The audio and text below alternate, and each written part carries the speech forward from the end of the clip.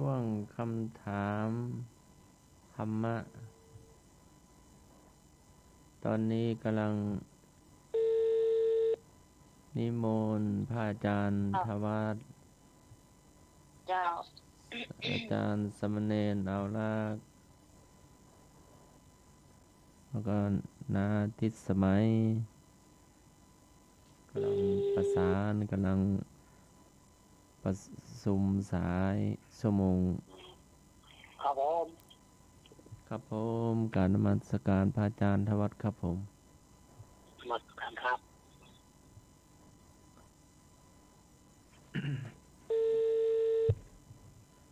ประสานนิมนต์อาจารย์สมณเณรเอาลักษ์เนาะผมนมัสการนะสมัครครบเนาะจ้า เจ้าสวัสดีเจ้า เล่นแล้วมาก่อน มาเจ้ามา อาจารย์มาก่อนถามว่าเอ้าอาจารย์มาก่อนมาค่ะ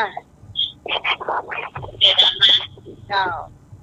วันอังคารเริ่มจันดีเจ้าเอาวันอังคาร3 ทุ่มรอสวดรอว่าอยู่ที่บ้านเจอมานี่เนาะเจ้าเล่นแล้วแต่ว่าเราโควิดเนาะครับเจ้าได้ยินเสียงพัดลมกันเนี่ยได้ยินครับผมดังเจ้าพอดีน้ำมันท่วมเข้าเดือดหาดเลยพัดลมเป่ามันแห้งนี่เนาะลายอาจารย์กันมาพอนะครับมันแห้งแค่ตอนนี้ ตอนนี้ยังดูไม่ได้ครับผมเพราะถ้าอยู่ในสายเน็ตปิดเน็ตแล้วก็อยู่ในสายก็ดูเดี๋ยวหลังรายการครับผมดูพระอาจารย์ส่งรูปให้ดูกุฏิน้ำเปียกฝนกุฏิเปียกฝนนี่เราได้ยินนะครับเนาะได้ยินชัดเจนครับผมตะกี้ดังโลแล้วล่ะเจ้าช่วงนี้จะเป็นช่วงก็ขอธรรมะนะเจ้านิมนต์ท่านทวัฒน์ก็ขอแต่ใจไหว้สาพระเจ้าทั้ง3ไหว้สาท่านพระอาจารย์พระครูสมุวิสุวรรณเล่นติโจที่เคารพครับไหว้สาท่านอาจารย์สมัครครับครับผมกับไหว้สาอาจารย์ครับอาจารย์อาจารย์นิพนธ์วัดพระธาตุสเกษอาจารย์ปิ๊ดวัดสังโม่เชียงดาวสวัสดีสามเณรรักนอผมไหว้สาครับวันนี้น้ำท่วมเขาก็น้ำท่วมก็อยู่ในรอยคออย่างนั้นก็ได้ยินเสียงเพลงสอนชีวิตกันน้ำท่วมนะคนก็ดีกว่าฝนแล้วนั่นแหละ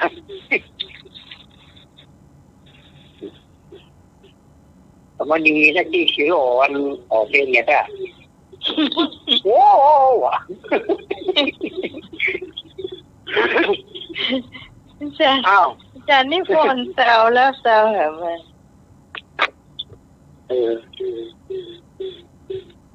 ันกล้องเห็นต่างหากนะวิทยุเอาละเนาะต่อไปนี้เป็นภาพเนี่ยธรรมะแล้วเด้อที่เป็นภาพบันเทิงที่เป็นภาพบันเทิงแล้วเดี๋ยวนี้ตอนจริงภาพบันเทิงนี่มันก็ดีเหมือนกันนะหมายความว่าเราจะได้กระตุ้นความจำของเราเนาะมีการกระตุ้นความจำที่มันลืมไปแค่สังเกตสังกาว่าเขาท่าดีเนาะวันนี้อาจารย์มันเป็นสิ่งนั้นเนาะเข้ามาทำมาข้อที่1กันเลยเนาะ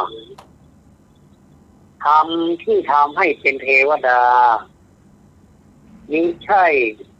ที่คนเข้าใจกันและชอบสถาปนาว่าเป็นเทวดาเช่นนั้นนี้ แ แต่อยู่ที่ความประพฤติเทวดาเป็นได้กับคนทุกชนชั้นคำสองข้อนั้นคืออะไรกสติสัมปชัญญะขอขันติโสรจะปกตัญญูกตเวทีแล้วก็งอหิริโอตตปางองูเจ้านะทำไมต้องงองูเจ้าสวัสดีเจ้าจ้ารู้ไหมพี่คนจับเข้ามางูเฮริโอตปะเจ้าเจ้าตัวเปิดเนอะนี่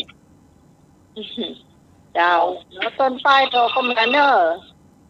งองูใจกล้าเจ้างูเนอะเดินมาหมายเนอะเจ้าแม่จันดีเนาะเจ้าให้เปิดทวนคำถามก่อนตื้อมาทวนคำถามเนาะน้องหมายเกินน้องหมายเนอะเจ้าคำถามเลยใช่ใช่เนาะลืมขึ้นมาจากอะไรลืมนี่เดี๋ยวนี่ขออนุญาตว่าคำถามเลยเนาะที่ไหนเคยที่ไหนเลยจ้าน้องต้นไฟเจ้า4-5 สายแล้วเนอะท่านทวัฒน์เนอะเอาหมดเลยเจ้าเดี๋ยวนี้มี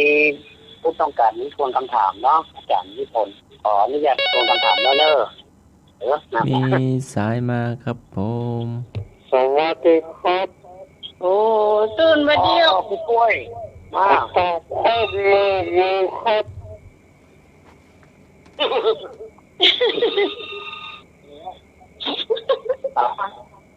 เจ้าเข้าวงการผมมาให้งองูฝนตกเจ้าอาจารย์นิพนธ์ว่ายายจะสวรรค์ให้นอกทำที่ทำให้เป็นเทวดานี่ใช่ที่คนเข้าใจกันและชอบสถาปนาว่าเป็นเทวดาทั้งนั้นจะนี้แต่อยู่ที่คุณธรรม2 ประการเทวดาเป็นได้กับทุกคนชั้นธรรม2 ประการนั้นคืออะไรก็สติสัมปชัญญะขอขันติโสรจะกตัญญูกตเวทีแล้วก็งอหิริโอตตปะ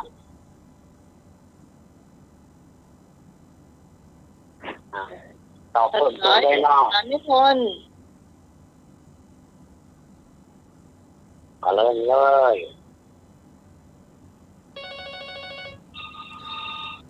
ตะโกนเข้ามาตะเฟซเข้ามาเนี่ยฮัลโหล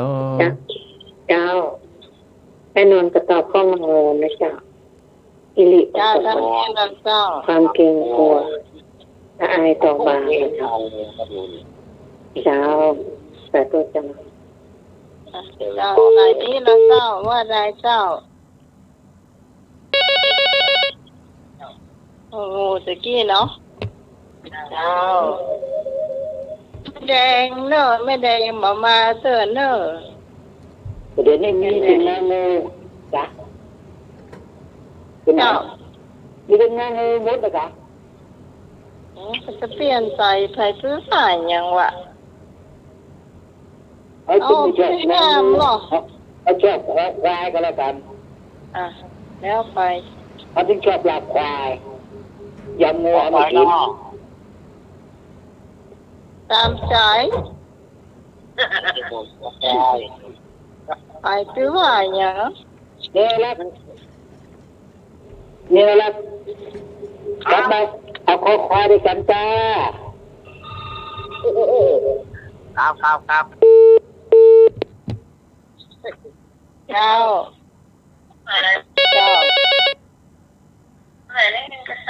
ได้ยินชัดเจนเลยเจ้าแล้วแม่ก็เอาข้าวงูนะเจ้าแม่สม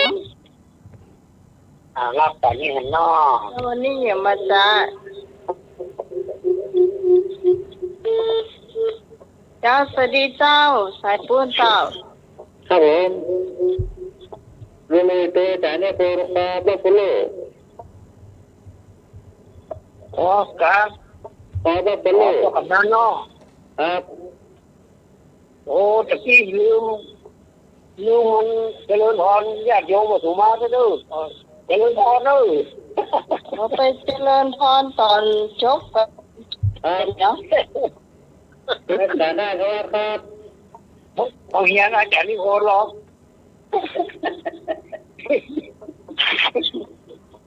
ว่าเป็นโลกพวกเนี่ย เอาปปโลเนาะกุ้ง ครับ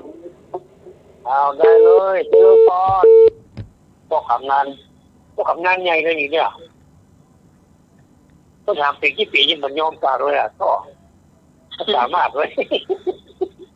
แต่มาลดนักลูก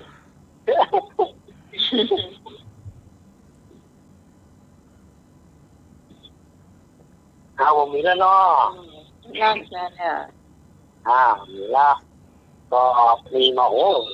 มีอยู่ มีอยู่ เอ้า ครับมีอยู่ครับตรงกลางนะครับไปพบกับตอบฟองลองดูนะครับ ลองดูเจ้า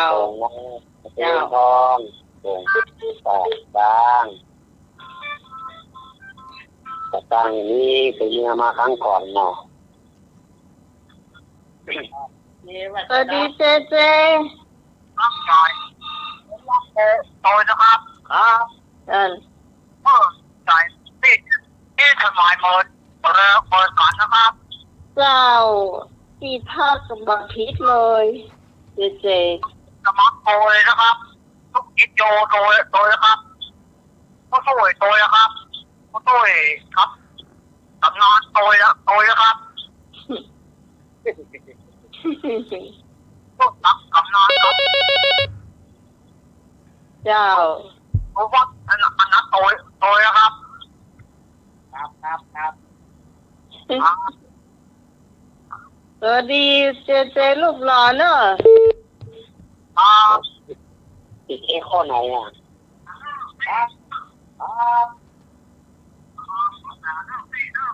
ภาษาครับผมมาหลบแล้วก็คนของนอกแล้วจะเฉลยแล้วก็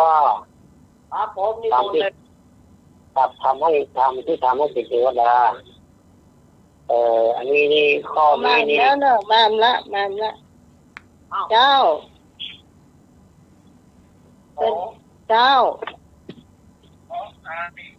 ขอใครติดนอก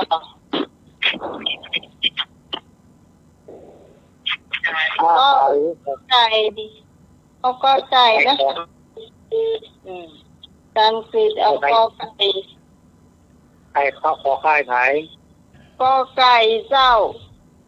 ก็ไก่ใครตอบ การ ว่าก รีดตาโมก อาจารย์กฤษเนาะ เจ้า อาจารย์กฤษขอบคุณครับนมัสการครับอาจารย์ครับวางหูไปแล้วเนาะ ฝนตกมาแล้วเดี๋ยวพออัน เป็นงานพระ เราต้องวูด น้ำนองนี่โอ้ ได้ยินเจ้าฝน นี่ ตก ขนาด มา ค บ้า อง นโดชั้นหนึ่งนะมันยังมานองอยู่นะเดี๋ยวย้ายไปชั้นสองแล้วคอนโดมิเนียมคอนโด ก็เจอ อ้าวทำที่ทำให้เป็นเทวดามิใช่ที่คนเข้าใจกันและชอบสถาปนาว่าเป็นเทวดาชั้นนั้นชั้นนี้ แต่อยู่ที่คุณธรรมเทวดาเป็นได้ทุกคนทุกชนชั้นทำสองประการนั้นคืออะไรเนาะมันจะเป็นคู่เนาะกอไก่ฮิริกอไก่สติสัมปชัญญะสติสัมปชัญญะนี่เป็นธรรมมีอุปการะมากเนาะสองอย่างถ้าจะทำอะไรต้องมีสติและก็สัมปชัญญะด้วยก็เป็นอุปการะแต่ทำอื่นเนาะ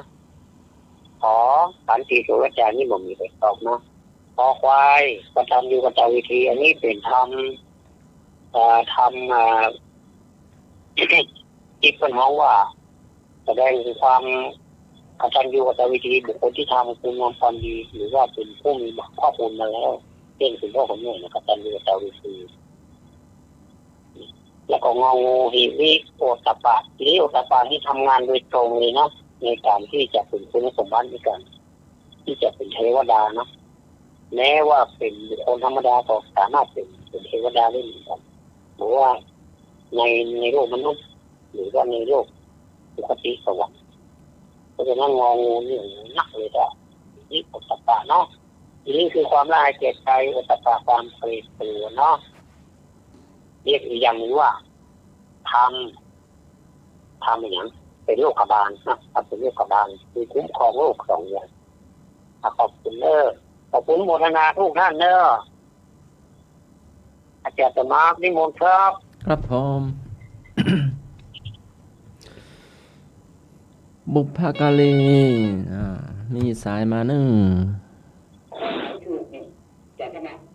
อะไร ข้อไหนถูก งองูไง แพ้เป็นพระชนะเป็นนาม ทำเป็นโรคบาลคุ้มครองโรคสองอย่าง ธรรมดาครับ ทำให้เป็นเทวดาครับ เป็นแพ้เป็นพระชนะเป็นนามนะครับ เอาคอควายมาต้อง คุณเป็นผู้ไม่ได้เป็นเพศก็ ทำสองข้อนี่เหมือนลูกกษัตริย์ที่เข้าไปในป่าตามโคนนั้นน่ะตามองค์อ่ะแล้วก็ไปเจอยักษ์สีบนแล้วก็เรือที่เก้าคนสีได้ก็มีปัญญาแล้วก็ตอบคำข้อที่ได้วันนี้อุตตะเนาะแค่ก็เรียกแบบสีแล้วปานพ่อก็พระโพธิสัตว์นี่ก็เทศนาคือฟังเห็นมันก็ลึกกลับอกกลับใจเลยมาฟังแบบต้นตั้งแต่นั้นมาแล้วเนาะถ้ายักษ์สีน้ำเดี๋ยวนี้โควิดยักษ์จบมาเลยนะยักษ์มันจะเป็นโควิดก็ช่วยเนาะไปกินไปเลยเนาะขอบคุณครับ อาจารย์นิพนธ์ประท้วงเยอะเกินไปแล้วเนอะ โอ้ยอย่างนั้น 3 เล ครั้ ย งเนอะ ก็เดี๋ยวมันก็สั่งให้ประชาชนคนนอกรายการเขาตอบก่อนกาก็เจ้าของรายการพวกโง่แล้วว่าเองอ่ะโอ้ยใจเย็น บางคนมันก็ตอบไปได้หรอ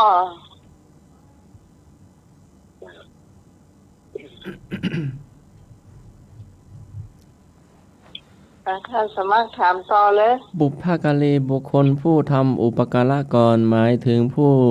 ที่มีบุญคุณเคยเลี้ยงสั่งสอนให้ความช่วยเหลือผู้อื่นไม่ว่าจะอยู่ในฐานะ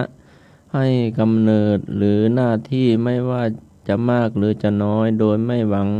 สิ่งตอบแทนทำด้วยเมตตากรุณาบุพการีบุคคลสำคัญในชีวิตคือพ่อแม่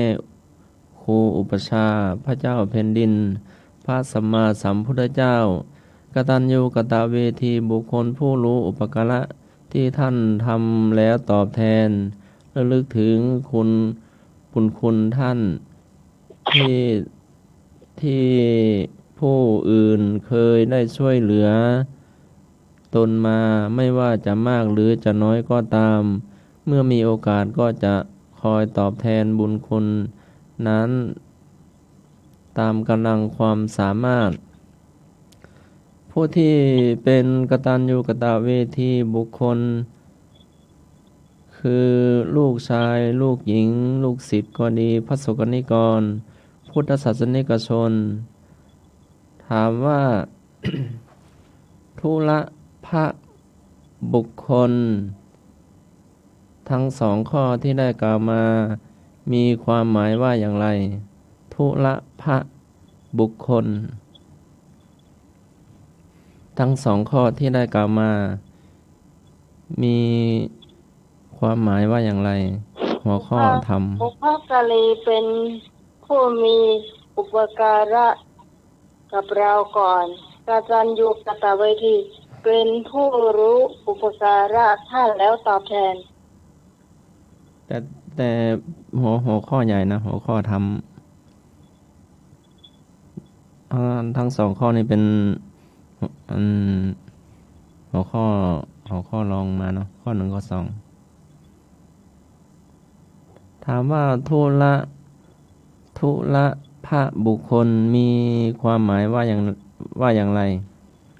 เนาะแต่เคยถามหลายครั้งแล้วเนาะแต่อันนี้ ถามในหัวข้อใหญ่นะใหม่ตอบมาได้เลยเนาะก็ไม่ยากนะหรือว่าจะให้มีข้อให้เลือกกอไก่บุคคลหาได้ง่ายขอไข่บุคคลหาได้ยากบุคคลที่หาได้ยากสองอย่างบุคคลที่หาได้ยากเนาะนาใหม่ตอบได้พระอาจารย์ถ้าว่าเมตตาเพิ่มเติมได้เนาะครับเขาพูดเรื่องนี้ขอบคุณครับสมาคมเจ้าเทกาจ้ะประท้วงนะครับผมมาละ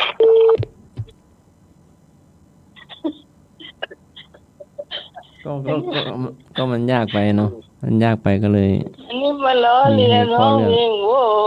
อะไรอย่างเงี้ยได้ยินที่อ่ะเจ้า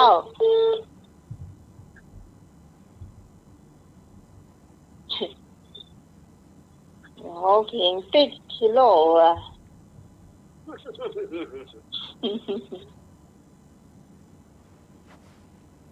กับนิมนต์พระอาจารย์ทวัฒน์เพิ่มเติมหรือจะถามคำถามธรรมะต่อได้มีสายมาเขาชัดมันนะจะหลบอาจารย์ธรรมะก็ธรรมะแห่งเย็นแต่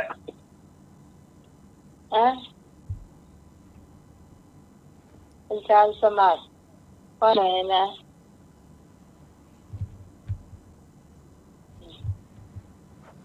ทุละพระบุคคลมีความหมายว่าบุคคลที่หาได้ยากเนาะทั้งสองท่านนี้เนาะสองข้อใหญ่สองข้อใหญ่คือบุพการีแล้วก็กตัญญูกตเวทีเนาะจะยิ่งหายากเนาะทุกวัน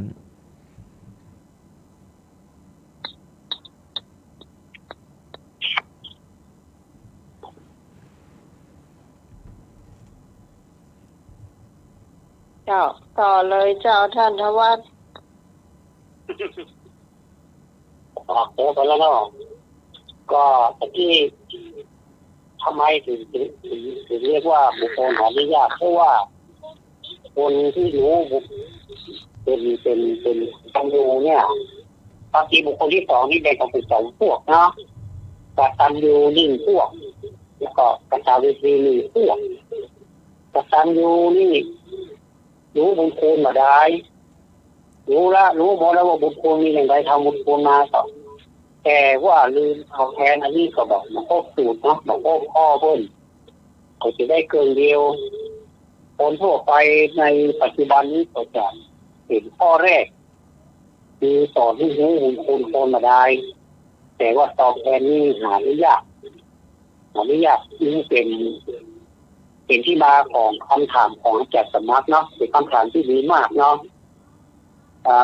บุพการีผู้มีอุปการะกรเนี่ยเช่นคุณพ่อคุณแม่เนี่ยทำไมถึงหาไม่ยากเพราะว่าสองท่านนี้คือผู้ทำความดีหรือประโยชน์ที่แต่ต้นเลยเนาะโดยบ่ต้องคอยคิดถึงผลตอบแทนอันนี้พ่อแม่นะบ่ได้หวังผลตอบแทนแต่ว่าขอให้ลูกได้ดีมีสุขในหน้าตาบานมาต่อมีความสุขเท่านั้นก็พอแต่แล้วทีนี้ก็กตัญญูกตเวทีนี่ความจริงมันเป็นสองทับอย่างที่ว่าเนาะเพราะฉะนั้นอยากให้มันเป็นนี่จะต้องให้มันเป็นกตัญญูและกตเวทีด้วยถ้าได้เจอกับบุญคุณมาได้นี่มันก็อย่างนั้นนะน้องก็แบบนี้ประโยชน์นะก็อันนี้ต่อผ่านไปเนาะต่อไปตอนที่มีพระอาจารย์อินเตอร์เน็ตนิวนี่ก็ไปหาบุญกิริยาวัตถุสิบบุญกิริยาวัตถุสิบเป็นคำถามเนาะบุญกิริยาวัตถุสิบแปลว่าที่ตั้งแห่งการทำบุญหรือทางทำความดีข้อใดที่แปลว่าทำบุญด้วยการเฉลี่ยส่วนแห่งความดีให้แก่ผู้อื่นก็ปฏิทานามัยขอปัตตานุโมทนามัย ปอธรรมเทศนามัยงอคิดถูกทุกกรรมบุญกิริยาวัตถุสิบที่ตั้งแห่งการทำบุญทางทำความดีความหมายสองอย่างเนาะที่ตั้งแห่งการทำบุญก็ได้ทางทำความดีก็ได้ข้อใดที่แปลว่าทำบุญด้วยการเฉลี่ยส่วนแห่งความดีให้แก่ผู้อื่นก็ปฏิทานามัยปัตตานุโมทนามัยธรรมเทศนามัยงอคิดถูกทุกกรรมนิมนต์และก็เจริญพรครับผมข้อขอใครครับขอใครเนาะเรียนว่าขอใครมาแล้วหนึ่งท่านขอไก่นะเจ้าขอไก่เนาะที่สอนเนาะอาจารย์นิพนธ์มาเลยไอ้ตัวหมดลูกมา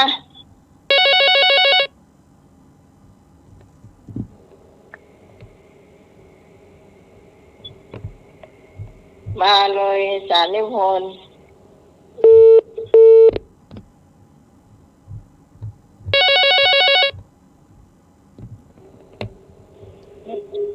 ขอไข่ขอ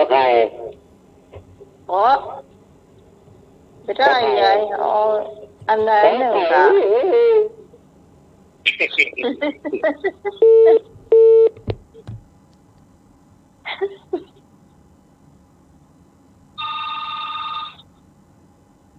เจ้าไอ้พงตัวที่คอนมันเลยครับเลยขอไก่ครับ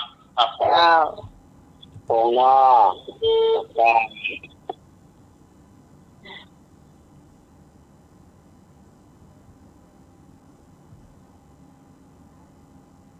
ออกมาได้เลยแม่เจ้าครับขอใครครับขอใครเนาะครับผมนิสมเมาก็ไก่กะเจ้านิสมก็ไก่แม่จันติ๊บล้อแม่จันติ๊บแม่จันดี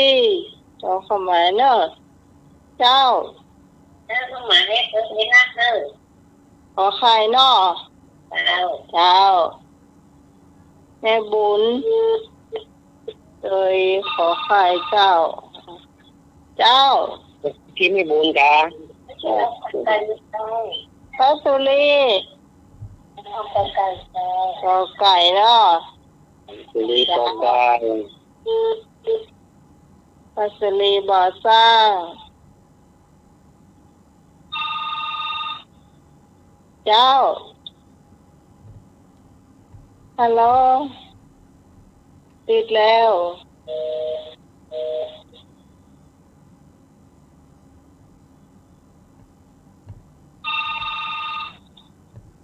เจ้าtôi chậm lên lắc nữa ขอไข่เนาะเจ้าอาจารย์นิพนธ์มาโทรไม่ก็ไก่ขอไข่ไผ่ตุ่มให้ตอบว่าอาเปียก้นลูกที่แม่ยังแม่จันดีไม่จันดี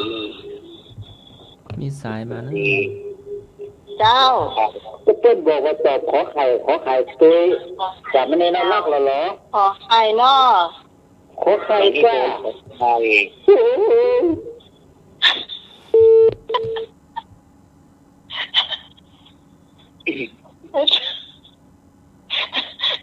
อาจารย์ยุ่งกันเหรออาจารย์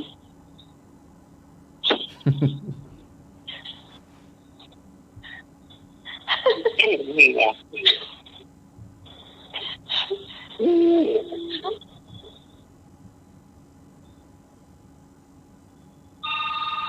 คนนึกว่าเมาหัวคนฟังโอ้ย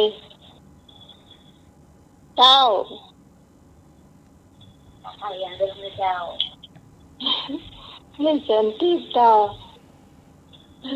ฟังแล้วจะไปเชื่อในรายการนี่นะแล้วไปเชื่อเจ้าเจ้าที่จะคิดข้อไหน อะไรก็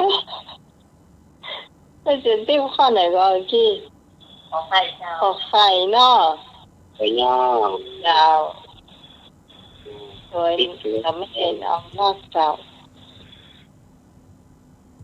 มาโทรมาได้เห็นสายว่างแล้วเจ้าฮะก็ไก่ ฉันติดย่อ เจ้า ฉันติดก็ใส่ หางโมงเจ้า โอ้ติดแล้ว เจ้า เช้าตีน้ำข้าวตอบของไข่ อ๋อไข่ในเล้า เจ้าสวัสดีเจ้า เจ้า หมดต้นกล้วยกันครับ ต้นฝ้ายเจ้าฝนมาช่วงเพลงแล้ว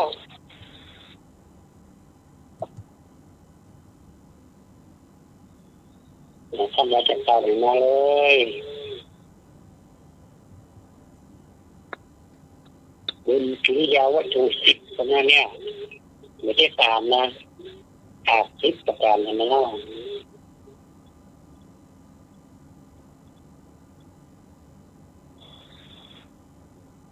มันมีไปแล้วเนา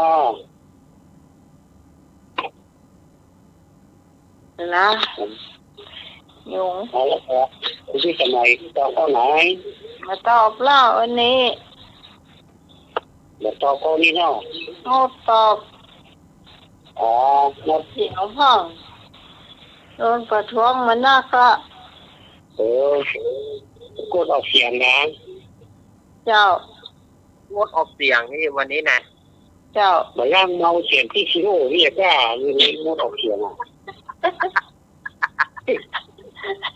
อันนี้ผมเองเนี่ย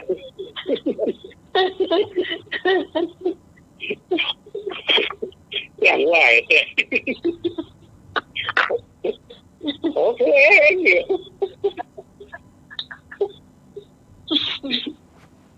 อ้าวแต่ขออนุญาตต่อไปเลยว่าบนกิริยาวัตถุสิบแปลว่าที่ตั้งแห่งการทำบุญก็ได้แปลว่าทางทำความดีก็ได้ข้อใดที่แปลว่าทำบุญด้วยการเฉลี่ยส่วนแห่งความดีให้แก่ผู้อื่นby sharing or giving เอาในนี้หมายความว่าเฉลี่ยทีนี้เอามาโอ้เขาขอใครนี้นักขนาดแจ้งใหญ่หาเขาเก่งใจคนที่เป็นตอบนักเนี่ยแต่มันบัดคู่จะหา เอาบอกขาดหวัง ปัตตานุโมทนาไมยปัตตานุโมทนาไมยนี้แปลว่าทำบุญด้วยการยินดีในความดีของผู้อื่นเนาะปัตตานุโมทนาไมยที่เขาได้ยินเสียงพระเจ้าเป็นสันตอนนะต่อขึ้นมาเป็นปัตตานุโมทนาไมยบุญอย่างนี้คือการนุโมทนาส่วนบุญทำบุญด้วยการยินดีในความดีของผู้อื่นส่วนปฏิทานไมยแปลว่าทำบุญด้วยการเฉลี่ยส่วนแห่งความดีให้แก่ผู้อื่นหมายความว่าข้อกอนี้เอาบุญให้แก่ผู้อื่นแต่ข้อขอนี้ยินดีในความดีของผู้อื่นเนาะยินดีก็ข้อกอไก่ถูกต้องเนาะข้อกอไก่ถูกต้องมีพี่พรมีไอ้พงมีแม่สมมีก็สุริแล้วก็อาจารย์ปิ๊ดฝังโม่เตียนดาวจากนี้คนเนาะจากนี้คนมาขอไข่จ้ะ แต่นี่พนมาขอค่ายให้แสบแต่ตอนย้ายก็กรรมเมาเสียงที่ชิโร่ที่ตอนย้ายก็ก่อนเอาตึงคอตึงคอเอาตึงคอตึงคอผมไม่ถูกข้อดีเขาก็ลืมมาบอกแล้วนี่แหละข้อขอถูกไปหน่อยนี่คือเรื่องข้อเดียวน้องอาจารย์สมาให้มงครับแล้วก็วันเวลาไปดูเวลาหน่อยเนี่ย4:37ละคงได้แค่นี้อ่ะเนาะประเดี๋ยวสำเนียงแนวเล่านิทานแล้วก็จะไปจำหมักเก่านะเจ้านี่จำหมักเก่าเรียนไว้เนอะ เจ้าสำเนน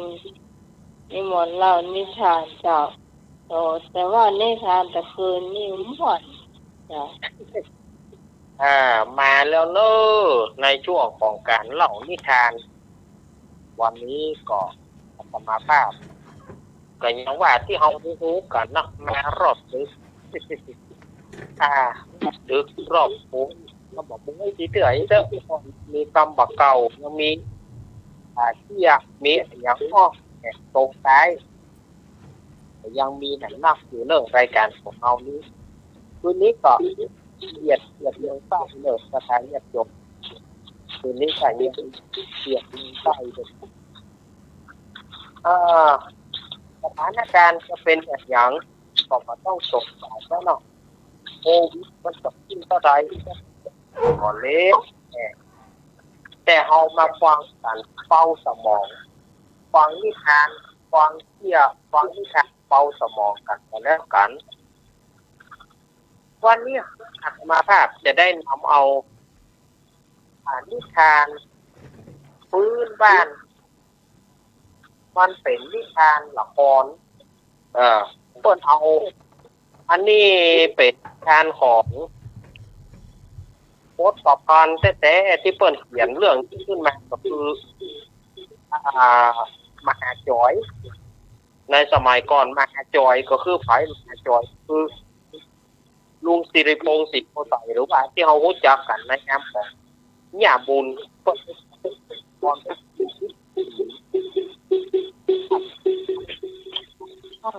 วิยุชันวัฒน์เจ้าอาตมาภาพก็เลยเอามาเป็นนิทานเล่าเพื่อฟังกันฟังแก้เครียดเรื่องสถานญาติโยมฟังก็ต้องไปเครียดถือว่าเป็นของขวัญเป็นรางวัลเป็นของแถมก็แล้วกัน เรื่องนี้อาตมาภาพจะเอานิทานในเรื่องโคนคอเหนียงเนี่ยมาเล่าทุกฝังโคนคอเหนียงนี่ถ้าคอเหนียงก็เลยเปิ้นเขาว่ามันจะเป็นส่วนหนึ่งมันจะมีเหนียงออกมาหรือบางคนพวกก็ห้องคอออมบางคนพวกก็ห้องคอพอกนี่นะแต่มันเป็นลักษณะมันจะเป็นเหนียงห้อยย้อยออกมาอันนี้ก็เป็นเรื่องที่เปิ้นเล่ามาบอกว่ามีแม่อุ้ยคนหนึ่งเอาสุมาเนอะไปตัดชื่อเปิ้นนี่นะเพราะว่าเปิ้นเขียนมาอย่างอี้อาตมาก็ว่าไปตามหน้าเสือที่เปิ้นเล่ามานั่นเออมีแม่อุ้ยคนหนึ่งชื่อแม่อุ้ยผันนะแม่อุ้ยผันนี่อย่างอื่นนี่ดีหมดแต่ว่าแม่อุ้ยผันเนี่ยมีเหนียงติดอยู่ที่คอแม่อุ้ยผันนี่มีเหนียงติดอยู่ที่คอห้อยไปมาเราเป็นที่ร้อนของบรรดาละอ่อนทั้งหลายเพราะว่าอุ้ยผันคอเหนียงอุ้ยผันคอเหนียงนี่คนทั้งหลายก็มักจะไปเล่นกันโดยเฉพาะละอ่อนสองคนในหมู่บ้านนั้นก็คือไอ้แก่นกับไอ้มนไอ้แก่นกับไอ้มนนี่มักจะไปเล่นเหนียงคออุ้ยผันนะเอาสายไฟใส่มาสายไฟใส่มาความหุ้นอุ้ยผันนี่ได้หักความอับอายใส่แน่แล้วก็รำคาญสุดต่อบอกว่าเกิดมาในภาวะมีคอจะมาเป็นเหนียงเนี่ยเกิดมาอาภัพละไปบ่สมัติเป็นที่ล้อเล่นของไอ้แก่นกับไอ้มนละอ่อนในหมู่บ้านนั้นนะไม่ผ่านก็กึดอย่างใดก็กึดบ่ออกกึดบ่ตกไม่ตกอยากตายนั่นเนาะเหมือนชมพูผู้สีว่านะกึดไม่ตกอยากตายอุ้ยผ่านก็เลยตัดสินใจแน่ว่าคืนนี้จะไปนอนที่ป่าช้า จะไปนอนที่ป่าช้าพอถึงเที่ยงคืนจะลุกมาแขวนคอลูก อันนี้แน่นอนอุ้ยผ่านเนาะบ่ยอมจะแขวนคอเลยนะจะนอนรับอย่างอีบก่อนเพื่อทำใจ ก็แก่เนาะอุ้ยอุ้ยผ่านตัดสินใจแน่นอนละจะไปแขวนคอที่ปัจจาแต่จะไปนอนรับเถอะก่อนอุ้ยผ่านนี่ก็ได้เกียมศาสตร์เกียมหมอนเนี่ยเกียมศาสตร์เกียมหมอนไปถึงในปัจจาก็ไปปูศาสตร์ไว้คนกำเมืองง้อว่าจือศาสตร์ไว้จือศาสตร์แล้วก็นอนแล้วก็รับไปถ้าอย่าทำใจยากมันก็นอนแขวนง่ายๆด้วยเนาะรอถึงเที่ยงคืนก็โลกขณะที่อุ้ยขวานนอนรับอยู่ในขณะนั้นก็มีสองตายายนี่จะจัดงานเลี้ยงแต่บ่มีหม้อแกงนั่นปูเนี่ยใดน่ะจะจัดงานเลี้ยงตึงเตื้อบ่มีหม้อแกงก็เลยคิดใจก็ว่าเจ๋งอย่างใดสู่งานก็จะมีคืนนี้แล้วหม้อแกงก็บ่มีเฮาลองเตียวไปตามปัจจาปะเพื่อไปได้หม้อแกงตามนั้นเอามาใจ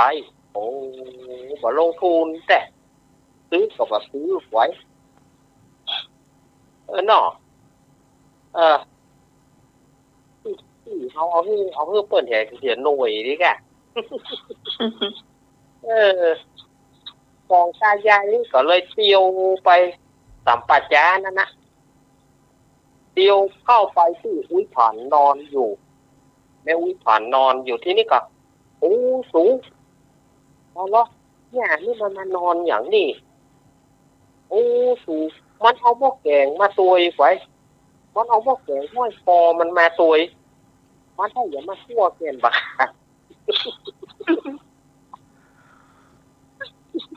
มันถ้าจะเอามาคั่วเกินบักหามตูเนี่ยไรนี่ฮะเขายืมมันบ่เขายืมมันบ่เนี่ยมันก็ว่าสูงจะไปยืมมันเกิดมันบ่เสียอย่างใดเรื่องเสียอย่างใดงานเฮาก็ใกล้ละงานเฮาก็คืนนี่แหละเขาลักดีกว่าลักยืมลักยืมนี่ก็คือว่าจะขออนุญาตนั่นนะแต่ว่าจะปุ๊กคนอื่นก็บอกปุ๊กเพราะงั้นบอกปุ๊กมากับเอาฮื้อปีกับอุ้ยผ่านแล้วมันจะสางดูเนาะทีนี้ก็ลักยืมมันไปทีนี้ก็ไปแม่อุ้ยขอยืมหม้อแกงทำเนิ่แล้วจะเอามาโตฮื้อก็เพราะเอาเหนียงคออุ้ยไปเอาเหนียงคอของอุ้ยผ่านออกไปกระดาษญาติโยมเอาออกไปพูดนะเอาไปจัดงานเลี้ยงก็เอาไปแกงอย่างเลี้ยงพวกเอาหม้อแกงอันเหนียงคอมันใหญ่ไปอันแต่นะมันเป็นหม้อแกงได้อีกอันละเหนียวก็ปวดโผเนาะบอกพูดนะกระเดียวกันเลยกระเดียวได้วิพากษ์วิจารณ์กันเนาะกระเดียวอาตมาจะเปิดโอกาสให้สถานญาติโยมได้วิพากษ์วิจารณ์กันมาเนาะที่สองตายายก็เอาไปกว่าเอาไปจัดงานเลี้ยงคนนะที่นี่ไฟไม่อุ้ยผ่านตื่นมาอุ้ยผ่านนี่ก็รับลมแต่ลมว่ะกระดุ้งตื่นมาเที่ยงคืนตั้งใจลูกมาจะมาแขวนคอก็คืนเชือกไว้กับต้นไม้แหละคืนเชือกแล้วจะแขวนคอแล้วแต่เขาไปลูกคอตัวเก่าเงียงคอข้าหายเพราะลูกไปลูกมาก็บ่มีมันใช่กูก่อนนี่พอดีๆมันใช่กูก่อนนี่ลูกไปลูกมาอันนี้แสดงว่าเลี้ยงคอกูหายกูตั้งใจจะมาแขวนคอเลี้ยงคอกูหายไปแล้วอุ้ยผ่านเต้นโยนเต้นตั้งแต่ปัจจามาถึงบ้านหายแล้วคนทั้งหลายในคืนนั้นก็ไม่ได้รับแน่นอนตื่นกันทั้งคืนว่าอุ้ยผ่านนี่เดือดอะไรอย่างเขาก็ไม่ถามไม่อุ้ยผ่านไปเดือดอะไรอย่างฮะอุ้ยผ่านบอกว่าข้าดีใจเหนียงคอข้าหายตอนพ่องประกอบ หูเดียวหักกันกับผ่านไปเนี่ยจะได้ข้าตั้งใจจะไปแขวนคอแต่ว่าใจข้าปากกาพอข้าก็ไปนอนรับเนี่ยงีบหนึ่งนอนรับเนี่ยตื่นหนึ่งตั้งใจเที่ยงคืนจะลุกมาก็จะมาแขวนคอละแต่ปรากฏว่าข้ามันลูกพอเหนียงคอข้ามันหายมันเหนียงคอข้ามันหายข้าก็เลยดีอกดีใจเต้นหุยเฮ่อมานี่คนตั้งหลายก็ดีอกดีใจครับวิถังที่นี่ก็มีแถมแม่อุ้ยแถมคนหนึ่งชื่อแม่อุ้ยแปงนี่ก็มีเหนียงเหมือนกันมีเหนียงติดคอเหมือนกันอุ้ยแปงนี่ก็เลยสนใจไปหาใส่เหนียงคออุ้ยผ่านมันหายก็เลยไปถามพนะผ่านไปเนี่ยอย่าได้ให้มันหายอุ้ยผ่านก็เล่าให้ฟังอย่างที่ว่านะตั้งใจจะไปแขวนคออุ้ยแปงก็จะเอาป้องถ้าจะไปแขวนคอเหมือนกันนะอันน่ะเนี่ยถ้าจะไปนอนลงกะจ้าอย่าคืนเนาะเข้าใจว่าเหนียงคอข้าคงจะหายเนาะผ่านเนาะนอนเตะแปงนอนเตะแปงหายเนี่ยนอนเนี่ยอุ้ยแปงนี่กับเปิดไปกับตัวไปเปิดไปกับตัวไปปูตากแต่งนอนอุ้ยแปงนี่ถ้าจะนอนท่วมว่านอนหงายเอาอุ้ยแปงนอนแล้วก็รับไปปรากฏว่าคนตายายนั่นน่ะจัดงานเลี้ยงเสร็จละเอาหม้อแข็งมาส่งเอาหม้อแข็งมาส่งไปผ่านใส่อุ้ยแปงนอนท่าน อุ้ยแปงนี่มันบ่นอนหงายนะมันนอนท่วมอุปกใหญ่ตายายนะก็เอาหม้อแข็งมาว่าถ้าว่าป้าเจ้ามันจะเจ้าตามฮะนะนี่จ้ะไปหานถ้าใส่อุ้ยแปงมันจำมาได้เหรอเนื่องว่าคนเก่าโอ้สูเนี่ยนี่มันบ่ไปโอ้ยมันถ้าจะเสียดายหม้อแกงมันถ้าจะอะไรหาหม้อแกงมันบอกไปสังไรที่พอมันนอนนี่อยู่รู้รับอยู่เนี่ยกว่ามันเป็นตาสูเนี่ยสูบะขอมันนี่หรอกเขาจะไปขอได้จะได้ก็เขายืมมันมาเขาก็ต้องเอามาส่งเนี่ยใดมันรับแล้วหรอเนี่ยคนเข้านี่รับเอาพวกงอนมันไว้นี่เอาหม้อแกงควบงอนมันไว้นี่เอาหม้อแกงมาส่งแล้วก็เอาควบต้องงอนอุ้ยแปงนั่นอุ้ยแปงสะดุ้งตื่นมาลูกพอตั้งแน่ก็มีหน่วยหนึ่งลูกพอตั้งหลังก็มีหน่วยหนึ่งตอนนั่นหูยตั้งแต่ป่าช้าพอมาถึงบ้านก็อย่างได้แปงผีหลอกกาผีที่ไหนกูได้เหนียงมา2 หน่วยที่ผ่านเนี่ยยังหายไปที่กูที่ได้2 หน่วยนิทานเรื่องนี้ก็สอนว่าควรจะศึกษาถามเปิ้นให้ดีว่าเปิ้นนอนลักษณะใดถ้าอุ้ยผ่านบอกว่าอุ้ยผ่านนอนหงายถ้าอุ้ยแปงนอนหงายดีมันมาหารเข้าใส่มันสะอาดจ้ะเอาไปแถมหน่วยก็บอกแต่อุ้ยแปงไปนอนท่วมมันเลยเอาควบกลางงอนต่อนี่อุ้ยแปงก็เลยได้เหนียง2 หน่วยเพื่อนสอนว่าการศึกษาการจะถามเอาไปหารเพื่อนทำมาอย่างจะไปฟังบุ่มบามเสื้อควรจะศึกษาให้มันของแท้แน่นอนเดี๋ยวก่อนถามเพื่อนที่แน่ว่าผ่อนนอนลักษณะไหนถ้าจะนอนลักษณะนั้นที่บดีมันจะเอาไปแถมกระบอกเอากระบอกอันนี้ตัวไปนอนคว่ำเปิ้นจำมาได้ก็เรียกว่าอันเจ้าเก่าก็เลยเอาควบไว้อุ้ยผ่านกันได้หนีอุ้ยแปงกันเลยได้เหนียง2 หน่วยเรื่องนี้ก็ จะแต้ปะแต้บอกว่าอันนี้ต้องไปถามมหาจอยพุ่นไปถามมหาจอยก็บ่ได้นี่มหาจอยไปอยู่มหาจอยตายไปถามไป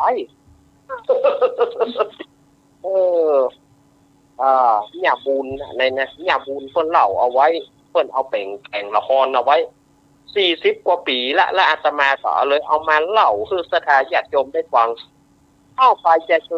ไปจะแสดงความคิดความเห็นจะได้ก็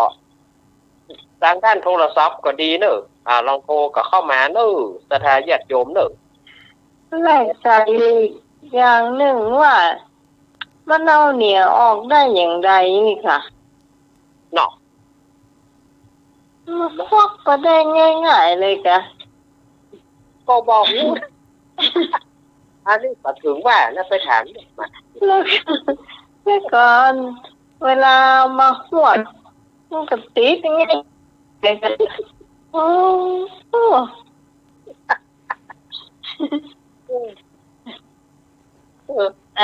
ไอ้ยาแสดงความคิดเห็นโทรเข้ามาเลยเจ้าแต่บอกว่าเนอะคนเล่ามาอาตมาก็ว่าไปอันนั้นขอคำเตอะเขาหัวเขากว้างเขาต้มดีได้นะเขาหัวเขากว้าง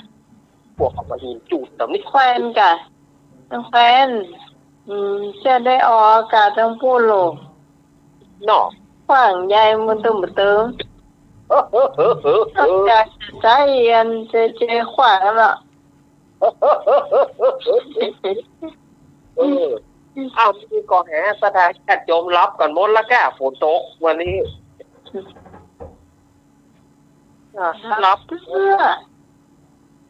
ถ้ามารับก็โทรเข้ามาเนอะสถานจัดโยมเนอะโทรเข้าเบอร์5312025โทรเข้าเบอร์5322608เจ้ายายอันมีอยู่เฮ้ยฮัลโหล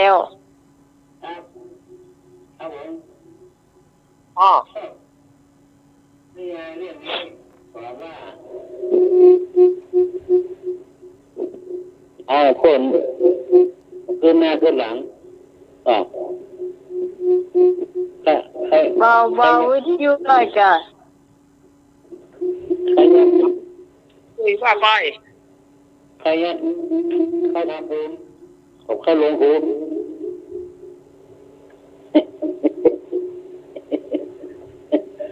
ถ้าปวดแท้คอก็ไม่ว่า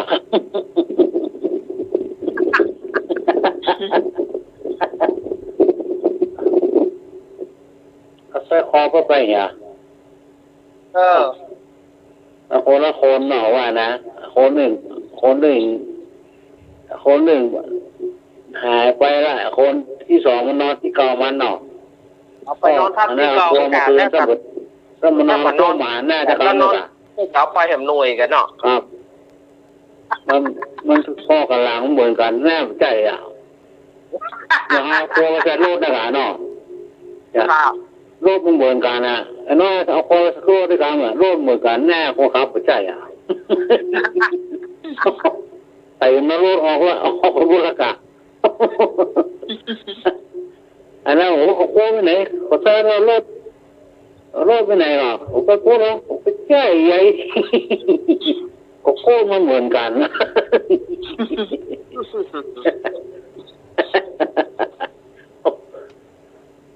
พอหัวเขาสวมมาลุ้นอีกว่าเนาะ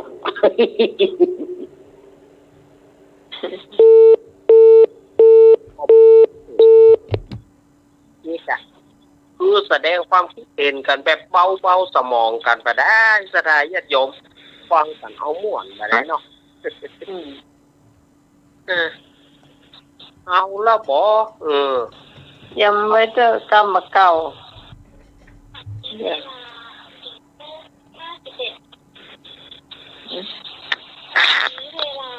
4:57 นาที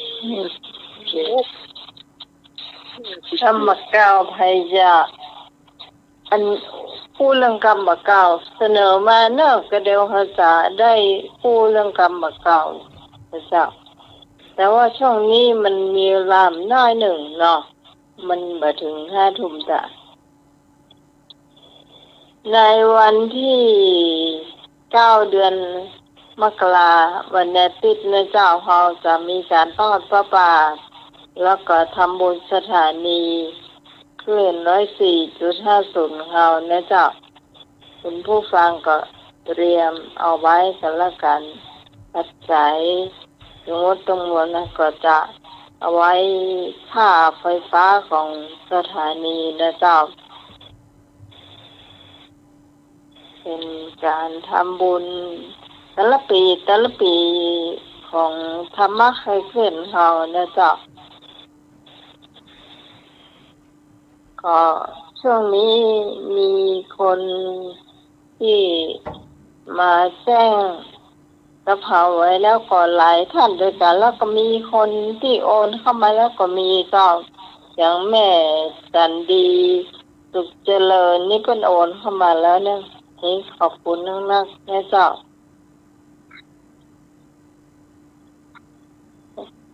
แต่ว่าทำหลายท่านนี่ก็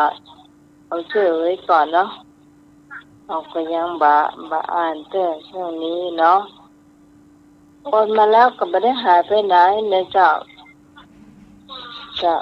ตอนนี้ท่านสมัครวางก่อนเนาะ5 ทุ่มเนาะวางก่อนเจ้า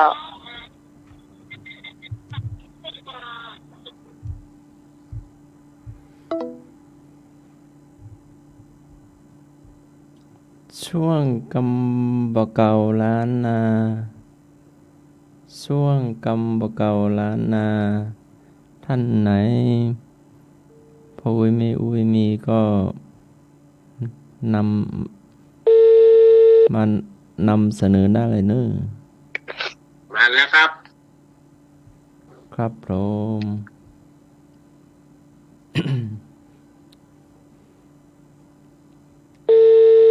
ช่วงกำบ่เก่าเจ้ามาเล่าสู่กันฟังหน่อยกำบ่เก่านะเจ้าบอกเก่าใครจะเสนอเอาแม่ครับว่าก็มาเก่าข้างบนเพลิงเบิร์นละมาซอยที่ปุ่มเมื่อครับเมื่อครับจะเมื่อว่าใหม่เหรอจะเมื่อครับจะเมื่อไอ้หนอครับจะเมื่อจะปิกจะเมื่อก็จะปิก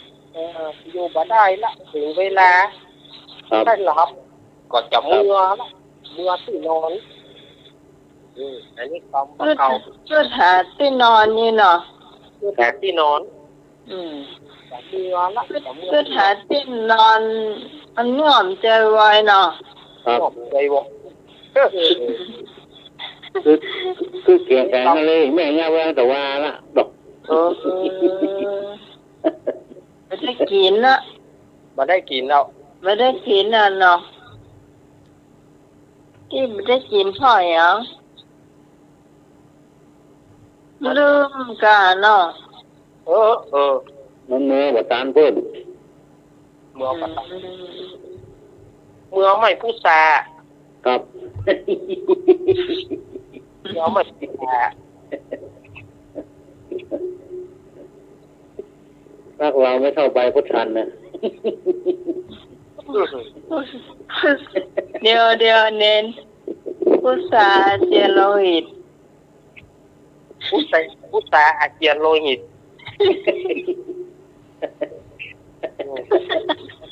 ถูกมาเนอะปัตตานแง่เลือดแล้ว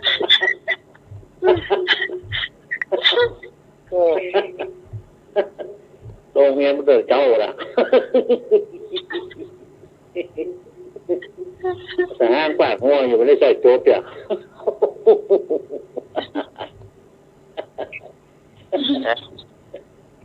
เรียกว่าโจ๊กสางนะสางปากหัวโรคประมาณละ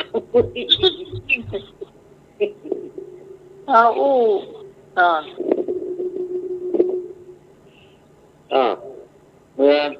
ปิกอาบน้ำหรอได้ก่อนครับจอม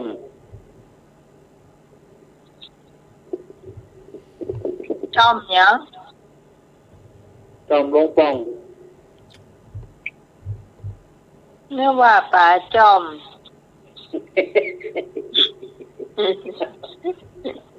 เข้าบารามดักเข้าบารามวันนี้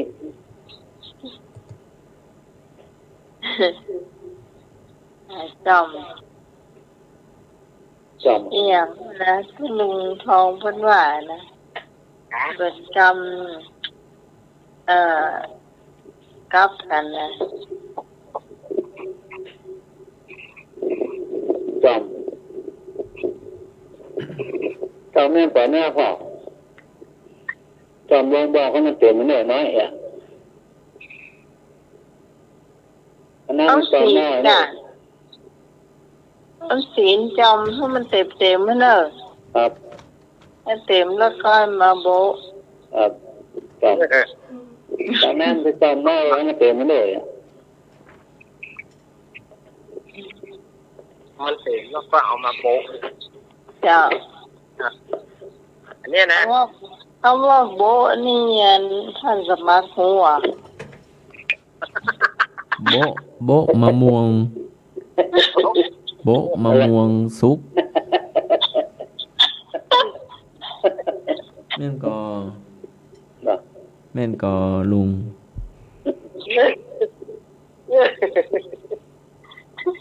โบะมะม่วงสุกฝนตก ไปเลี้ยว โบะ โบะ เป็นว่าโบะออมสิน โบะ มาแล้วเนอะ โบะข้าวหลาม เจ้าฮัลโหลแม่สันติโอ้พนนก็ได้ละเจ้าโอ้พนนก็ได้เจ้า มันได้หลายอย่างกำเมืองเแต่ว่าโบเนี่ยมันได้หลายอย่างเจ้า มันได้หลายอย่างมันเลิกกำเมืองนี่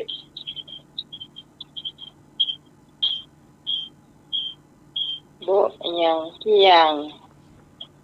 โบะ โบ มะ ปะ มือ เนาโบปะแตงโบหลัวเจ้า เสียงนกหวีด เสียงจิ้งหรีด ปิดเสียงดีเลยของแม่ฉันติบก่อนเจ้า เสียงดีเลยเกิดจาก ของแม่ฉันติบจ้ะ เปิดดังไปหรือว่าจะได้ เป็นอะไรอย่างโอ้ละจ้ะใช่ไหมเลื่อนชาติแกแม่เลื่อนชาติแก จัน ฝนค่ะน้องชอบจะดีอ่ะต้องจะแทบบางทีเดี๋ยวเป็นโรคละลายจ้ะ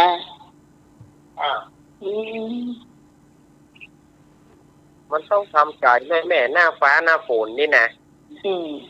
มันไปตัวคืนเนาะหน้าไปตัวคืน หน่อยไปตัวคืน เอาไปชื่อเนาะ แล้วได้ยินแม่เปิดเพลงอยู่หันน่ะ นะ ยิ่งวิทยุน้อยเนี่ยนะหายหนักขนาดนึงแม่ลองเลื่อนจ้ามีเปิงแล้วกันเนาะ นั่นบ่ใส่แม่บ่ใส่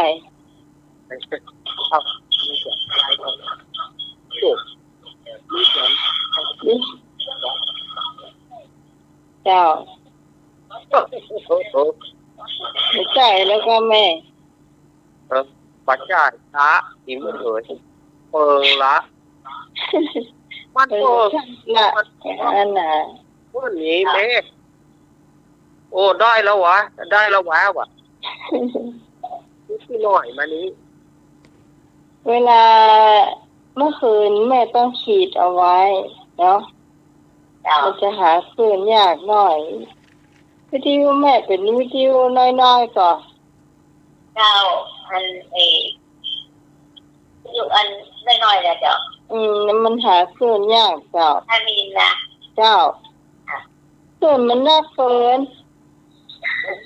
คืนมันน่าเกินถ้าเป็นวิทยุน้อยๆนะถ้าเป็นวิทยุใหญ่นี่มันจะหาง่ายเจ้ามันหายากหายากไม่เจ้าขอบคุณแม่เนอะเจ้าจานทิพย์เกียรติการามโอ้จ้าแม่แล้วเจ้าหาเจอแล้วกันน่ะก็เจอแล้วเจ้าเจอแล้วพ่อเจ้าเจ้าเจอละ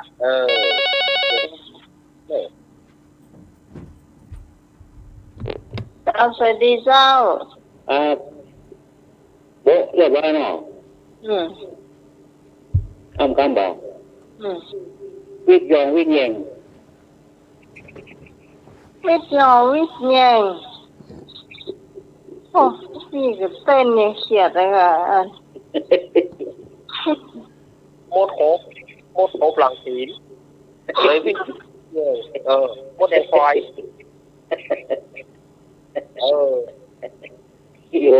วิดนั่งออกจากมงแตนมาต่อยวิดมาได้ไงฮะมดแดงไฟเลยวิทยองวิทยงเนาะมดแดงไฟยองวิทยงนี่นะเต่าแน่นอนเนาะมันจะเต้าจะรวยเต้าจะรวย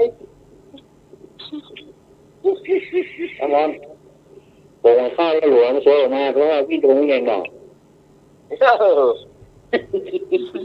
โอ้โหผมข้าวแล้วว่าหลวงพวกเดินมาต้องยึดตรงนี้เองอ่ะนับประหารว่าบอกพ่อรัวจะปดกระเลิกยังมาปวดเข้าเนาะเจ้าเหมือน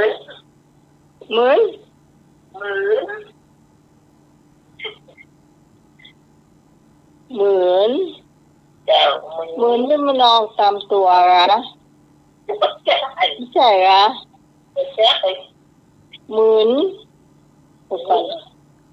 เดี๋ยวเหมือนนี่เหมือนเหมือนนี่ก่อนนั่งเพราะว่าอย่างมาฟังได้กับหน้าว่าหน้าว่าโบดอะหมอไม่ใช่ลืมไม่ใช่ลืมนะถ้าอย่างบอกฟังพอหน้ามันหมดอยู่อ่ะหน้ามันหมดไม่ใช่ลืมกันหัวหน้ามงมันเป็นอย่างใหญ่บอกไม่เป็นจะไม่เป็นจะดอยจะตีแต่เลยเจอมันเป็นอย่างใหญ่เราค่อยเข้าใจเหมือนก็คือโลคิงอ่ะไปยอมไปทางใดหูอยู่แต่ปากขยับขยื่นยืนอยู่หันน่ะไปเงี้ยอย่างก็มองหัวจนอธิบายฮะซื้อผู้สาค่ะมันบอกว่าบอกหูคิงก็รู้อยู่แต่ว่าไปไหนเนี่ยไหนไม่ใช่เจ้าโอ้คนไหนเจ้าไผ่ตอบได้ไผ่ตอบได้ไหมไผ่ตอบได้ก็มาเด้ออันนี้เราต้องมาอย่ามาได้แต่มาเก้าแต่เนี่ยเตะละนี่ไง โอ้ เขาเกิดบัตาน ตอนปุ๊บ เกิดมา คนเล่านั่นแหละ ก็เริ่มโกรธมันยะไปหน่อยเกิดบัตานนะจ๊ะ ใช่ครับหนูนี่มันแบบไปไหนครับ เจ้า ไม่หรอก เดี๋ยวจะไปห้องกระดับเบอร์ เจ้าเราฟังเลยไอ้หนุ่ยก็จะบอกนั่นนะ อ๋อ นี่แหละเลยว่าแต่นี่แต่จะกลับไปกูมันเหนื่อยเลยเนี่ยจำใครไปถ้าคำว่าเหมือนหูนี่จะเข้าใจ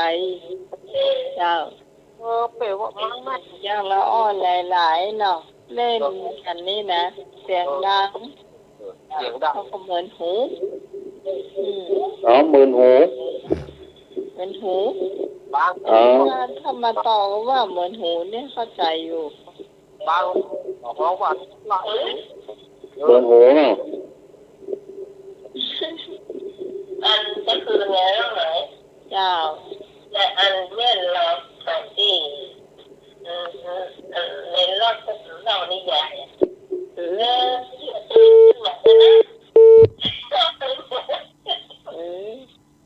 คนเล่านิทานหมวนจะตาย เราต้องเรียนแต่ละเองตัวลงคนเดียวได้เป็นวันเราเนี่ยเห็นไหมเนี่ย จนแม่จนที่เพิ่นอยู่จนลารายการเลยนะ ที่ประเทศจะนี้อยู่มันได้นอนแม่ก็จะนอนกับเขาแล้วเนี่ยได้นอนกับเขา จ้า ทุกครั้งที่ลืมไปแหละที่บอกได้ที่ได้แล้วแหละคือเราเขาไหนเขาพูดเรื่องไหนเลย พูดว่าได้เนาะก็รับของครูรับกันเนาะรับมันรับอย่ามันให้รับเนาะ แต่มันก็หลับเราก็หลับไปแล้วหาย เจ้า อันนี้ไม่หลับตัว ว่าจะพูดให้รับ ครับอีกต้องอาจารย์นิพนธ์หมอเพลงก็ฟังโอ้ย อันนั้นเพลงอย่างโอ้เลยจ้ะเพลงไหนจ้ะ ฮัลโหล ดีเจอารมณ์ดี ครับผมพระอาจารย์กิตครับผม เจ้า ครับผม จำไว้เนอะถ้าเพลงนี้ออกมานะเป็นดีเจอารมณ์ดีเนอะ ไม่มีใบแต่มาเล็ด แม่ก็ตะลุกันนะอย่างนี้ เจ้า ครับผม เล่นสวยนะ เจ้า ได้ไหม อีนั่นแหละเลยถ้าไม่อยากได้เป็นหลับเลย เจ้า สนทนากับแม่ตะกี้อยู่ เดี๋ยว เอา สัก แล้ว ครู่ คุยอาจารย์สมัครไม่ได้เหรอ ต้องคุยทั้งหมดนะครับผม อ๋อ พระอาจารย์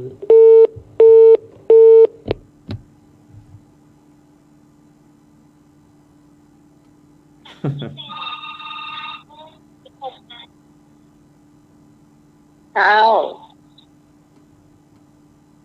ก็เล็กไม่ต้องสมุนเด็กทำเรียวกันนะครับ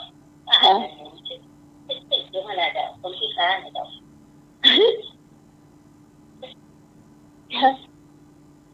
พี่คัน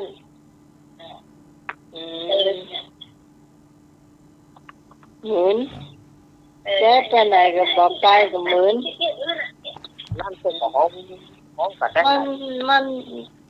มันเหมือนกับคนเสื้อเลอะเลยเนาะ กะ เสื้อเลอะป้าไหนกลมไป เราบอกไป ต่อเนื่องกันเนาะ ต่อเนื่องต่อไปทางไหน บอกไปเอ้หูหมดแต่ว่าบอกไปหมดอะ หมด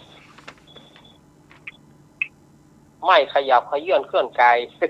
นั่นจ้ะ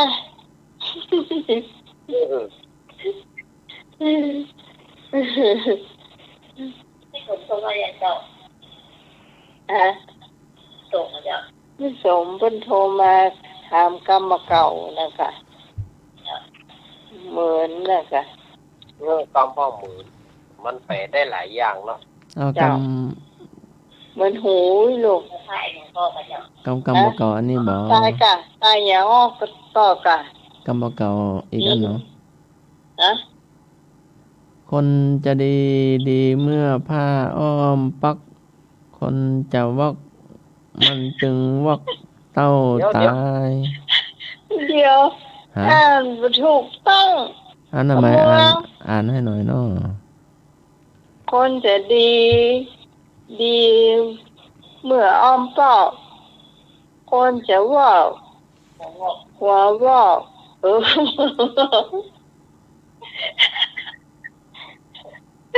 หัวงอกเต็มหัวก็ต้องงอกอยู่เนาะว่าไง คนจะดีเมื่อผ้าอ้อมปัก อ้อมปอก คนจะวอกมันจึงวอกเต้าตาย ตาย เป็นจะได้เนาะ คนจะวอกถึงวอกเต้าตาย คนเฮาที่มันคนชอบบอก ให้หนุ่ยมาเนาะอ่า คนว่าคนจะดีเอาพระอ้อมปอกมันก็ถึงดีคนจะวอกเมื่อถึงวอกหัวงอกสมบูรณ์มันก็ถึงวอกจ้ะ พออ้อมปัก เนาะ ป้าอ้อมเด็กแดงๆนะกะ พ่อปันนะครับปัน ใช่ หัว มันเป็นยังไงเนาะผ้าอ้อมปักลุงอ้ายพี่ อ้อมปอกเป็น อุ้ยแม่อุ้ยดีแต่เกิดหรือว่าจะได้หรือว่าดีตั้งแต่ เอาหมอนน้อยๆนะคะ พ่อปันนะครับ ฮะ พ่อปันนะครับ พ่ออ้อมพันละอ่อน ครับ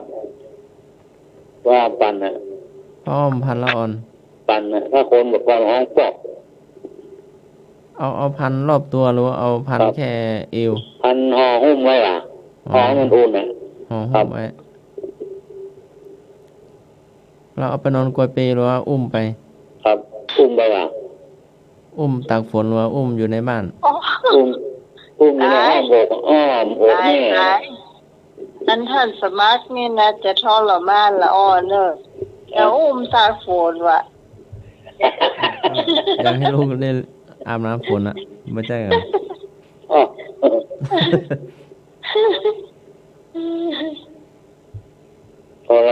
ทรมานเด็กอ่อนนะ พาลูกอาบน้ำอ่ะหรือว่ามันตัวแดงไป ต้องตัวใหญ่กว่าน้องอ๋อ อ้อมปอก ตัวน้อยอยู่ แต่พออ้อมปอกอ่ะมันปอกมาเรื่องดีหรอกเนี่ยเชื่อแต่ดีมันเรื่องดีอ่ะเชื่อบ่ดีมันเรื่องบ่ดีหรอกเนี่ยมันถึงบ่ขึ้นซ้ำ มันเหมือนกับว่าเชื้อแบบแต่งลายมันจะหัวขึ้นฟ้างอ่ะ ครับ เนาะ ครับ ถ้าไม่สติ๊กเนาะ ครับ เจ้า แต่ดีมันถึงเราไปสอนมาสร้างมันอ่ะมันใหญ่มามาสอนพ่อสอนแม่มันซ้ำอ่ะ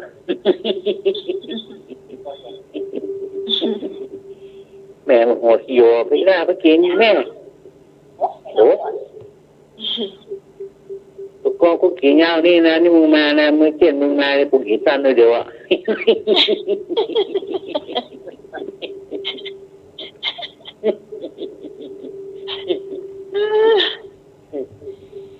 พอมีมึงนี่กูไปสอบคนไหนก็เลี้ยงหมูกูไงวะ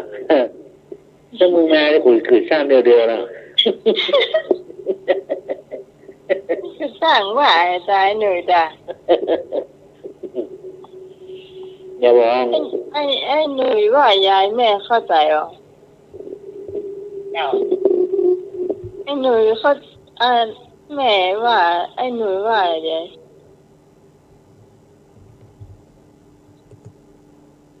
จำของมันเป็นจำของเจ้า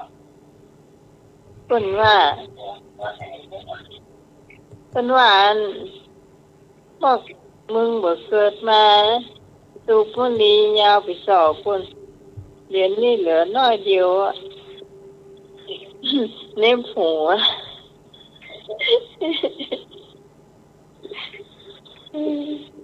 เกวียนเตะเห็นนะ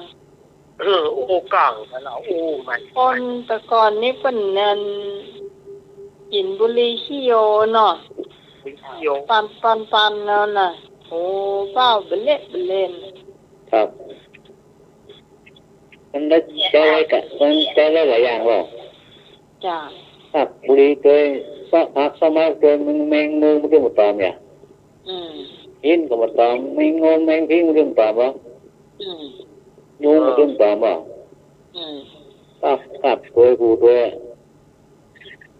ถ้าคนเดินได้วะห้ามหมออ่ะ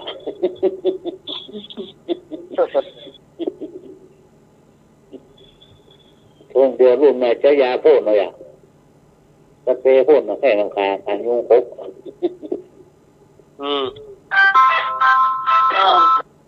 เจมาแถวราชเจเด้อเจเดี๋ยวกันเนอะอ้าวว่าจะได้ยายพรมาได้กินแต่แน่ยายพรมาเสื้อเจยายพรน่ะยายพร เอพรแท้รับแล้วก็ฝนเริ่มตกเห็นนี่ วันนี้แน่ก็ต้องรอบใหญ่ครับกำลังโอยเมื่อกำลังใจเนาะเจ เจ้าเจมารับเจ้าเนาะ บัลลับเตื้อย่างคืนบางทีเขาเลิกรายการแล้วโทรมาถามเลิกรายการ เลิกแล้วค่ะ เลิกรายการเอาก็ แล้วค่ะ บอกเลยเลิกแล้วค่ะเดี๋ยวนี้เลิกแล้วค่ะอีกอ่ะ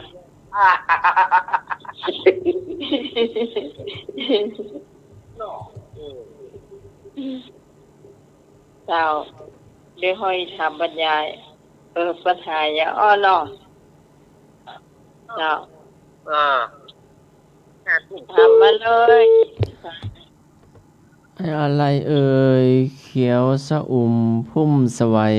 ไม่มีใบมีแต่เม็ด ฝน ถูกต้อง เพราะฝนใกล้จะตกท้องฟ้ามืดคือเมฆลอยลงต่ำหยดน้ำคือเมฆฝนตกลงมาเป็นสายดูชุ่มช่ำทั่วไป ท่านสมัครถามนี่เขาไปถามพ่อง ต้นก็บ่มีดอกก็บ่มีเกิ่งก้านบ่มีสักอย่างแต่มีเม็ดกินได้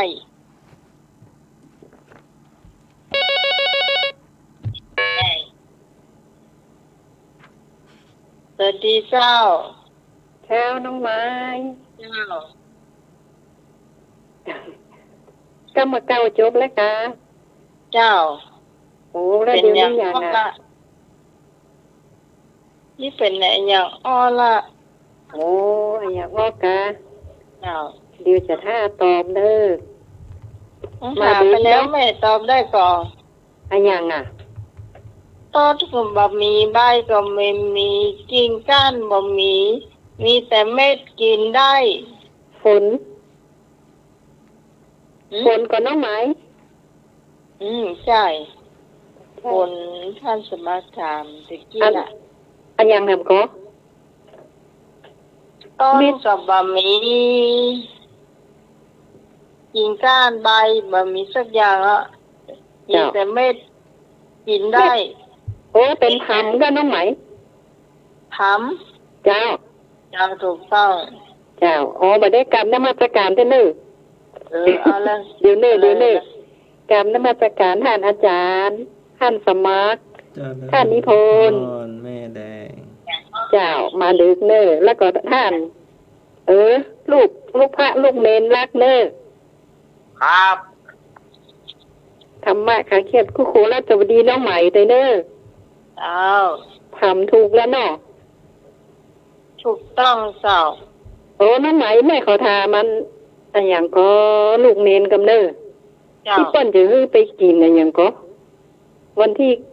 9กับวันที่6ก็กินขนมโก เอาวันที่9อ่ะ อ้าว เอาไปจะแข่งกินข้าวหนมโกมาติดต่อกับอาตมาเลย โอ้แม่เนี่ยกะ ผู้สูงอายุไปลูกโป่งก็ได้ อันเขากินนมโกเนาะกินขนมโกแล้วกินน้อยมันนะตัวเนาะ ต้องรวยๆนะ อันแม่สมัครตัวเนอะ ครับ เอาอย่างผ่านติ้งสมัครเนี่ย ไปเด้อ เอาอย่างห้อง ฮะ เอาสมัครเนี่ยเอาอย่างห้อง ก็จะแข่งไงยังอ่ะจะแข่งกินข้าวหนมโกหรือว่าจะแข่งเป่าลูกโป่ง เอากินขนมโกเอาทั้งสองมาได้กะ ได้ก็ได้เอารายชื่อตัวก่อน แม่ล่อสมัครล่อสมัครไว้ก่อนมักไว้ก่อนเลย เอาที่บัตรประชาชนเนาะ บอกว่ากันวันนั้นเอาไปปากันปูนวัดไฟหิน ถ้าบัตรประชาชนฟังชื่อเนี่ยแม่จะบอกนะ ครับ แม่โจทย์ไปเนอะแม่รัตนาเนอะพรหมใจยาบ้านปะคอยใต้เนอะ ครับ เอาชื่อที่ใครเขียนนี่ก็ถ้าชื่อที่ใครเขียนนี่ก็ยายแดงดอกตะล่อมยายแดงดอกตะล่อมเนี่ยเอาหูกันมา1นายละแล้วก็ตำบลสวนกำเบอร์เนอะตำบลสันกำเบอร์เนาะเจ้าแล้วก็บ้านดอยปะโคงเนอะดอยปะโคงเจ้าจำดีๆเนอะครับผมสมัครไปคนแรกนี่รางวัลอย่างหมอเนอะอันนี้นะอันนี้เดี๋ยวก็เดี๋ยวจะก้อยว่ากันเจ้าตึ้งแรกกันได้มาม่าซองเนาะเจ้ารบกวนมืนก็เดี๋ยวถามมาม่าถามมาม่าว่าถามปัญหาต้นเจ้าถามเลยถามจะทำประทายว่าวางกองน้ำไหมเสลยยังมีสายมาทางน้ำไหมเด้อเจ้าครับผมว่าแข่งกินไข่ต้มดีกว่าแข่งบัดด้ากินน้ำครับตายอะไรเหลือตาเลือกตาฟื้นเงี้ยมีรางวัลพิเศษเลยนะครับถ้าไปกินกลางแข่งบัดด้ากินน้ำครับเห็นละคงจะได้มั้งพ่อเนาะเอาแข่งไข่ต้มนี่นะไข่ต้มเนาะไข่ต้มจนซุกเลยครับ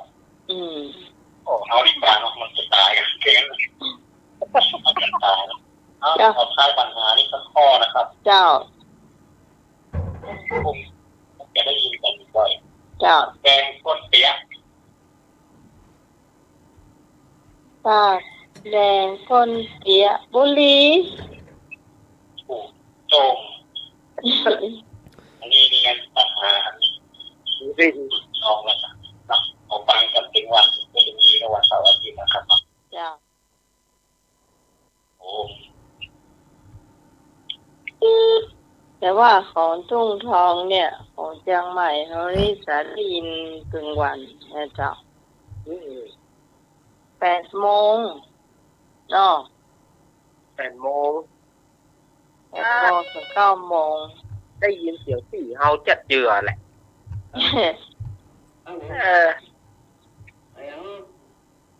เจ้าหูหนวกหูหูน้ำหูน้ำหนวกหูตึงหูยานหู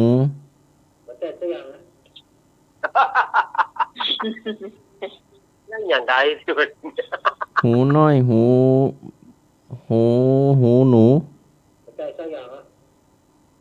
หูช้างหูแมวหู